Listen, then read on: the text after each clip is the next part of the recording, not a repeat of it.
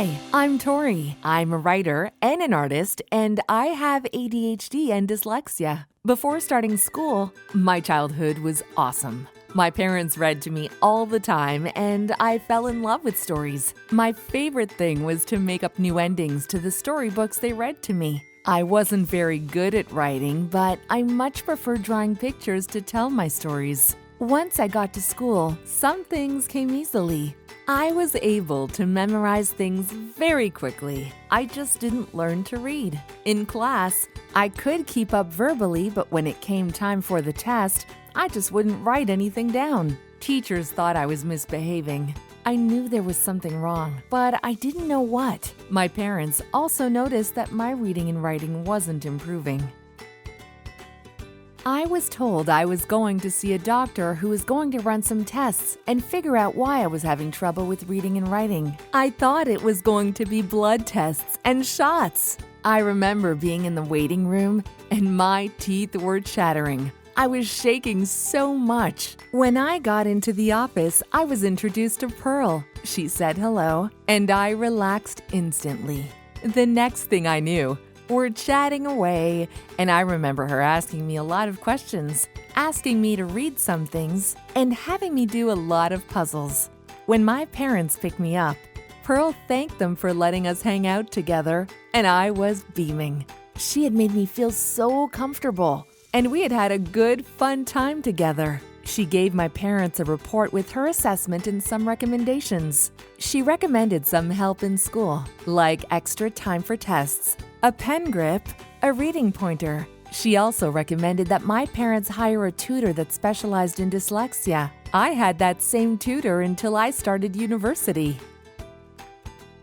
I was about 11 years old in grade 5 when I learned how to read. My teacher, Miss M, was the first teacher I had that seemed to understand dyslexia. She didn't care what we were reading, as long as we were reading and comprehending the story. The first book I read independently was a Goosebumps book. I had read a bunch of early reader books with my teacher and my parents, but I saw other kids reading the Goosebumps books, and I wanted to read them as well. I managed to get Welcome to Dead House from the school library, and my teacher and the educational assistant said, "That book looks pretty scary. Why would you want to read that?" So I sat in the reading corner and read by myself. I'm sure I did schoolwork that day too, but in my memory, they just let me sit and read the book. They even let me stay in over recess to read.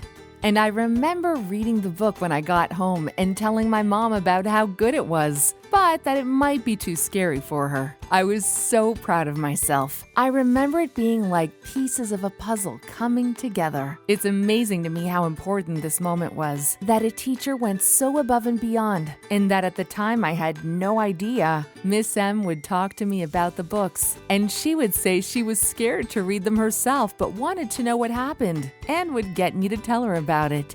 The next thing I knew, I was writing book reports so she could read them at home. I was fully tricked and at the same time, so proud of myself. It made me feel smart and like I was teaching her, and it made me feel like I had value. It changed everything. After I got used to the shapes of letters and practiced a lot, reading became easier for me. Spelling, on the other hand, is something I still struggle with today. In my grade 7 science class, we were learning about the heart. We had to label all the major structures on the drawing, and I could not do it, not even close. So I started being the class clown. My teacher, Dr. J, held me back after class, but instead of punishing me, he sat me down with colored pencils and called out various parts of the heart. He said, "Color in the aorta blue," and I correctly colored the aorta in blue. This went on with different colors and different parts of the heart. And after we were done, he marked my work and showed me that I got 100%. He said to me, "You are not an idiot. Do not act like one in my class. It is beneath you." That hit me hard, and I really stopped being a clown after that. He said, "You have difficulty spelling. You have difficulty reading, and the world will not change for you. It's up to you to find solutions for that. If you can't write the test, figure out what you can do and talk to your teachers about it. We want you to succeed, and we will help you figure it out. This wasn't always true. There were some teachers and professors that were not willing to understand what I was going through. But from then on, I started talking to my teachers before classes, telling them what I needed, what would be difficult for me, and 9 times out of 10, we would figure it out.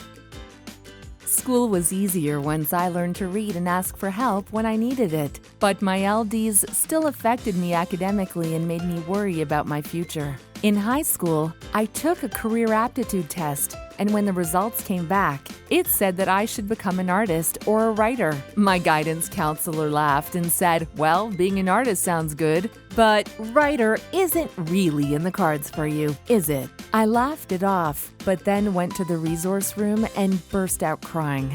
Mrs. T took me into her office and had a talk with me about it. She said, "Tory, being a writer and an editor require 2 different skills. You could be a wonderful writer, and you could also be the worst editor on earth. You're never going to be able to spell check somebody else's work. But don't let that stop you from writing and telling your own stories." Mrs. T then talked me into writing a play that the school put on for the drama festival. The play I wrote wasn't very good, but I wrote it and finished it, and I was given the drama award that year. It was the first thing that I wrote that won any kind of award, and I've since gone on to write many more stories and books. When I first got to university, I thought that I was cured and that I would not require any additional help. I think I was trying to prove to myself that I could handle university, so I took a full course load. I made it through about halfway through the first semester before I realized I needed help. It was a little surreal to arrive for my assessment and for it to be Pearl again when we were talking before the actual assessment began. I remember saying I wanted to make it through university on my own, and she said I would. She talked about how we never question that some people need glasses, and we never force them to try to see without their glasses. Just like that, some people need longer to write a test, and that's all just part of the human experience. I was surprised that my accommodations changed when I was in university, but the accommodations I received were actually much better and more tailored to my needs. Some of them included having some of my readings recorded, being assigned a note taker, test accommodations, training with speech-to-text technology, a lessened course load, and writing workshops. However, the biggest thing that affected me was the change from being told what my accommodations were to it being more of a conversation about what accommodations I actually wanted and needed. I was now in the driver's seat, and it was really empowering. What I realized was that all my experiences in elementary school through to high school, it was really just preparing me for this moment. I was learning how to learn, and now I knew what I needed to make that happen. How I think of my LDs and how they affect me has changed a lot throughout the years. Sometimes my LDs are frustrating. I'm a writer, that's what I do for a living. But in order for me to write what would be a first draft for someone else might take me 3 or 4 tries. And I need other people to review it to make sure it makes sense. It's hard to be dependent on others to create my work. Other times, it sort of feels like I won the lottery. Some of the coolest, most interesting people I know have ADHD. ADHD makes it hard to get stuff done. But if you can get a person with ADHD interested in something, it's the greatest feeling in the world. My ADHD means I can notice things and focus in ways other people don't. My LDs are so incorporated into how I think and how I perceive the world, and in ways that I don't even think I consciously understand, because it is in the way my brain is made. I think the most important thing is to recognize that everybody is carrying their own burden. It may take some time to figure out how to carry yours. Don't expect to know everything about yourself. You're still figuring it out. That's what being alive is. You're going to be figuring it out as you go along, and so is everybody else. And everyone is going to need help or certain accommodations along the way. Then later, when you see people who are struggling with something, you'll understand, and you'll be able to help them.